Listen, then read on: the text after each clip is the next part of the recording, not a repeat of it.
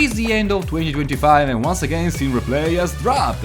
Looking at my stats this year, wow, I managed to dive into even more games than last year's crazy 59. This year brought some absolutely incredible indie releases and I've spent countless hours exploring everything from atmospheric puzzle games to innovative action titles. You might notice this list is a bit more varied than my usual roguelike heavy selections. That's because 2025 was such a strong year for indie diversity that I couldn't resist trying new things. So without further delay, let's dive into the top 10 games I've played in 2025. Let's start with Who, a really clever puzzle platformer where you can jump. Yeah, you heard that right, a platformer with no jumping allowed. Instead, you get two bombs that you can use to blast yourself around and reach places you normally couldn't. You also use them to blow up hidden walls, which is always cool. The game starts pretty simple, teaching you the basics, but then it keeps throwing new mechanics at you that totally change how you think about the puzzles. Just when you get comfortable, boom! Here's something new to wrap your head around. There are 9 zones, and each one gets harder than the last. Every zone has different rooms, and each room is basically its own puzzle. Sometimes the puzzle even spans multiple rooms, which is wild. I won't lie, I had to look up solutions online a few times, but here's the thing, when I saw the answers, they were always really clever. Never felt cheap or unfair, just, oh wow, I should have thought about that. But you know, probably I struggle too much with puzzle games. Now, a couple of downsides. The story is super bare bones. You're basically just a little caterpillar who got eaten by a bird and now you're trying to escape, and that's about it. Nothing wrong with that, but not expect any deep narrative here. Also, I really wish the game had some built-in hint system or something. Having to check the second monitor to look stuff up on the internet kinda breaks the flow, you know? The whole thing took me about 5 hours to beat, even with some help from the internet. It's short and sweet, and honestly, it's a must play. If you like puzzle games that make you feel smart when you finally figure them out, you'll love this one. I mean, it has 99% of positive reviews with over 3000 reviews, that's crazy! Speaking of puzzle games, Is This Seat Taken is another one that really surprised me. It's a cute logic game with a small but meaningful story. You follow Nat, a rhombus who dreams of becoming an actor, and you travel with her through cities like London, Barcelona and New York. The story is simple, but it gives a nice reason for each new place and each new group of puzzles. The game is built around levels and each level has a few stages.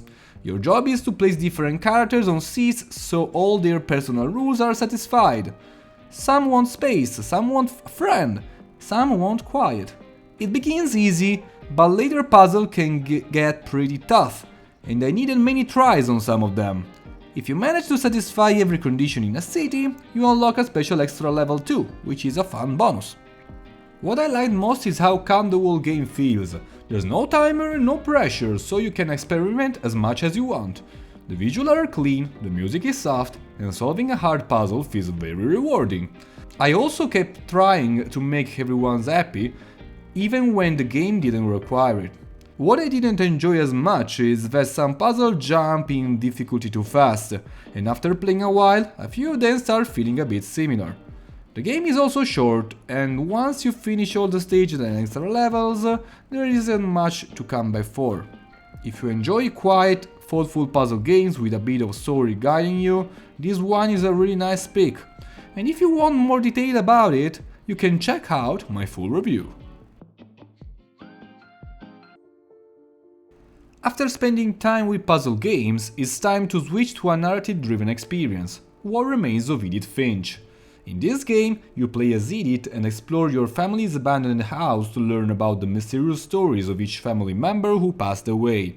Every place shows a new memory and each story is different and emotional. The voice acting is amazing. Every character feels real, even when someone doesn't speak. The music makes everything even stronger, sometimes matching the feeling of the moment, sometimes giving a contrast in a beautiful way. What really makes the game special is how each story is told. Every memory not only shares a family member's life, but also uses different gameplay mechanics and a completely new art style.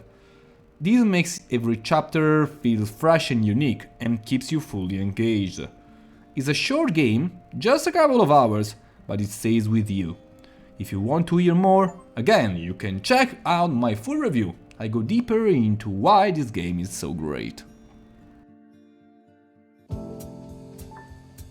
Back to the puzzle games now.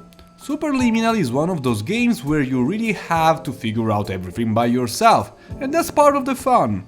The game teaches you new mechanics through the environment without long explanations, and the main idea is brilliant. Your perspective changes the world. You can make a tiny object huge just by picking it up at the right angle, or even create a door where there wasn't one before. Every puzzle plays with how you look at things. The hotel levels have this calm, relaxing music, and it really stands out when you later walk through empty areas with almost no sounds at all. That contrast gives the game a dreamlike feeling. And guiding you through all these is Dr. Glenn Pierce, the narrator. His deep, calm voice and his strange sense of humor makes the whole experience even better. There are also those weird and memorable moments, like when you spend way too long trying to reach a simple chest spawn. Of course, it's not perfect. The game is short, around 2 to 3 hours, and once you finish it, there's not much replay value. But honestly, these are minor things, because what you get is a great experience. In the end, Superliminal is a short but unforgettable puzzle game, and what really stuck with me is the final part. When the narrator delivers his last message, it is surprisingly hard. I checked it again while preparing this review and I honestly got goosebumps. It's a beautiful ending to a smart and creative experience that makes you see things in a completely different way. Let's get into action now! Hellclock is a roguelike action game set during Brazil's War of Canudos that puts you in the role of Pageu, a warrior fighting to rescue the soul of the consular, his fallen mentor. The game's defining mechanic is a constantly ticking countdown timer. If it reaches 0, it's game over, starts from scratch. This creates continuous tension. You must carefully balance progression with the need to level up and grow stronger. Every decision matters, but if you don't like the timer, you can turn it off in the options. Before each run, you choose up to 5 powers and pair them with relics that offer both generic and power-specific bonuses. The game supports 3 loadout slots, making it easy to switch between pre-configured builds. As you level up during a run, you'll unlock enhancement paths for statistics and abilities. Beyond runs, there's meta progression through the Great Bell system, which permanently increases potion, health, elemental damage, and more. The story is divided into 3 acts, each playable in different runs, and the environment in the third one was a huge surprise to me.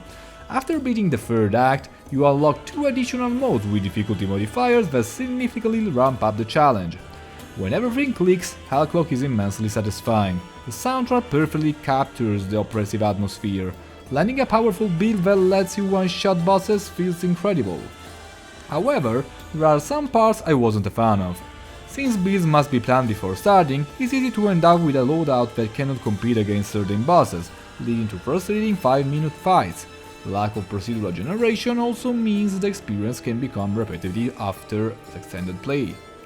Despite its flaws, Hellclock is a highly enjoyable roguelike with rewarding progression and a unique setting.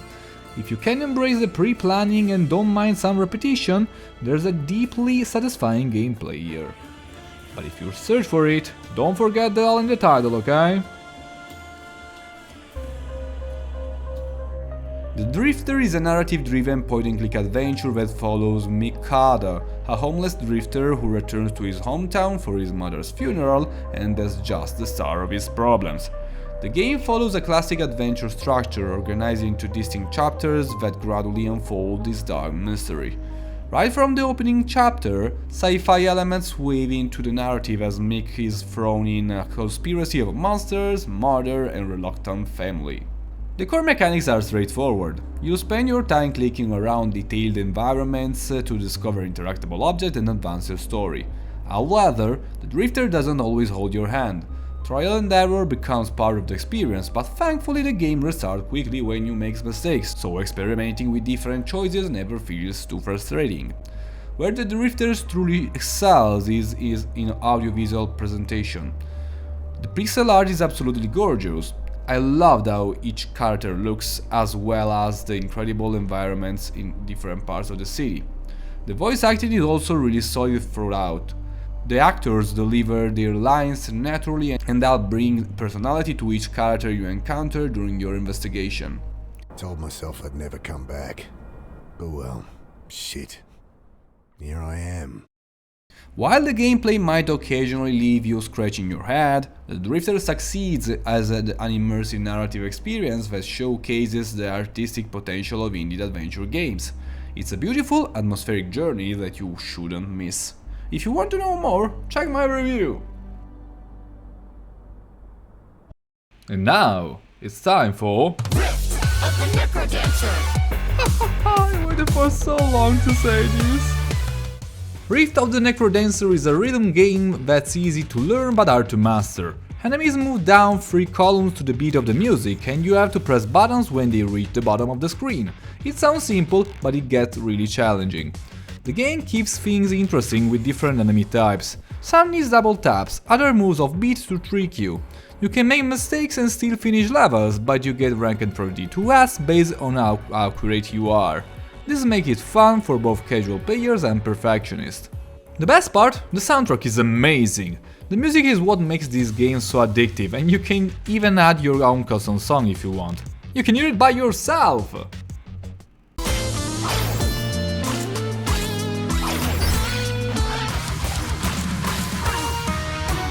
I'm on fire!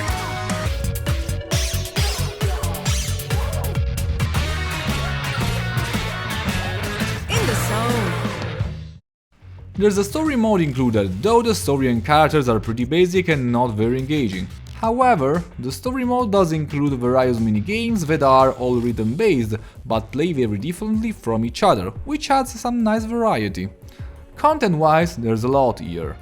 Many levels with extra difficulty option will keep you busy for hours.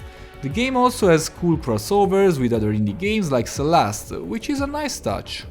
The main downsides are that some levels can be really frustrating, especially when the speed picks up. Also, some of the mini games aren't always clear about what you're supposed to do, which can be confusing. But overall, Rift of the Necrodancer is an excellent rhythm game that takes a simple idea and makes it really engaging. The fantastic soundtrack, varied gameplay and tons of content makes this game you'll keep coming back to. Whether you're a rhythm game veteran or just looking for something fun and different, this game hits all the right notes. It's one of those games that's easy to pick up for a quick session but hard to put down once you're in the zone.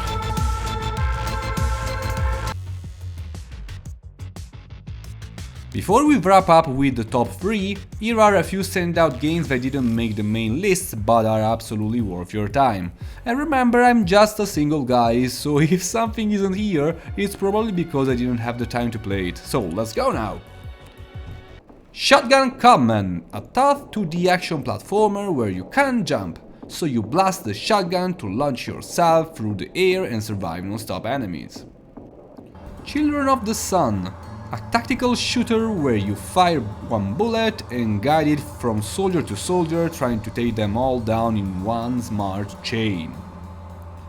Little Nightmares, a creepy puzzle platformer where you sneak past huge twisted monsters and solve small environmental puzzles to escape a nightmare world.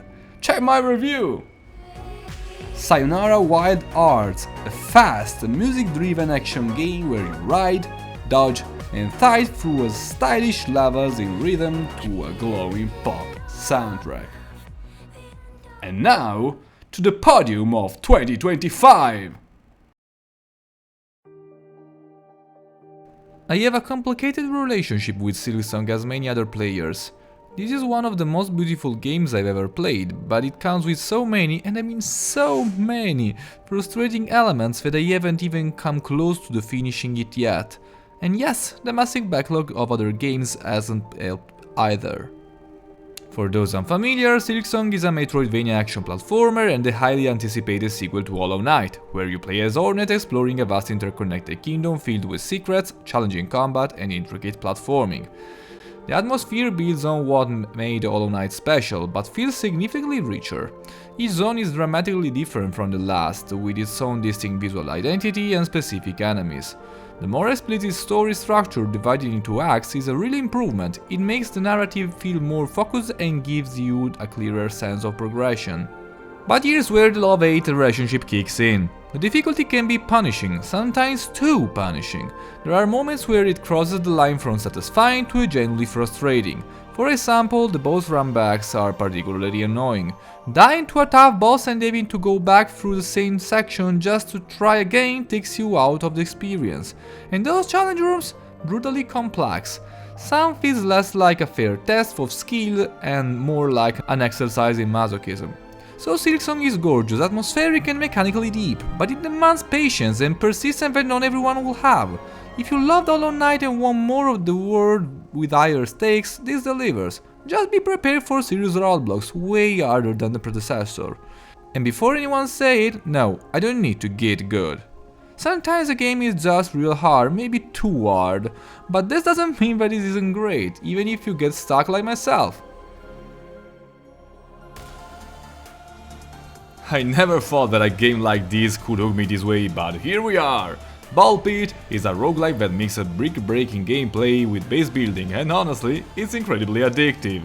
Each run is fast-paced and simple. You launch balls at enemies, collect experience to level up your balls, and try to survive increasingly chaotic waves. The coolest thing is that full runs are very quick, like 15 minutes or so. You clear a run, unlock blueprints from bosses, build structures in your base, and unlock new content. It's a loop that keeps you saying just one more run. With 16 playable characters, each run feels different, and I'm serious about it. The short run length pushes you to experiment, making it easy to try new characters and builds one after another. This is where Ball Pit really shines. The evolution and fusion system. Each ball levels up as you gain experience, reaching a maximum of level 3. Then you can either fuse two balls, so you combine their feature with small stats improvements, or create an evolution, which transforms them into something completely new. Evolutions are wild. Horizontal and vertical lasers that evolve into cross-shaped beams, balls that freeze all nearby enemies for 2 seconds. The variety is incredible. There are 9 unique levels with different enemies, bosses and attack patterns. Some boss patterns get genuinely challenging, and combined with character variety, no two runs feels the same. Progression feels rewarding, you're unlocking new characters, building and abilities constantly. Honestly, there aren't many downsides. Some characters with auto-selection feel designed purely for farming rather than fun, which can make certain runs feel less engaging. Ball Pit nails the just one more run formula with incredible depth in its evolution system, satisfying progression, and enough variety to keep things fresh for hours. If you're a fan of roguelikes or just want something addictive and unique, this is absolutely worth trying. I just want more balls. And I'm going to get them! Yeah! If you know my channel, you won't be surprised that this takes the top spot on my list, and maybe I'm the only one on the heart, but you know what? I don't care. The Rogue Prince of Persia is a fast-paced action roguelike that evolved in an incredible way during the early access period. Since I've already made a detailed review that you can check out, I won't dive too deep into specifics here. The variety is impressive with 25 main weapons, each feeling distinctly different from one another. There's also a medallion system that adds even more variability to your runs, keeping things fresh and exciting. Once you beat the game for the first time, you unlock a difficulty modifier system that really ramps up the complexity. At the highest levels, it becomes almost punishing, truly testing your skills. The meta progression system is solid and functional, nothing groundbreaking, but it works well. I would have loved to see more variety here though. The bosses are enjoyable to fight, but it would have been great if the difficulty modifiers actually changed their movesets. Right now, aside from increased health and damage, there isn't much variation in how they behave. Regardless of these minor issues, this game is fantastic. it gave me another 200 hours of playtime this year alone, on top of the 200 hours I put in during 2024. I absolutely recommend giving it a try, and for more details, be sure to check out my full review. Alright, with that, my top 10 of 2025 comes to an end. It's been fantastic putting it together, but challenging to choose what to leave out. In the meantime, you can check out my top 10 from last year or other interesting video games. If you enjoyed the video, remember to leave a like, subscribe to the channel, and let me know what your favorite indie games of the year were in the comment section. Why the hell I can't say games?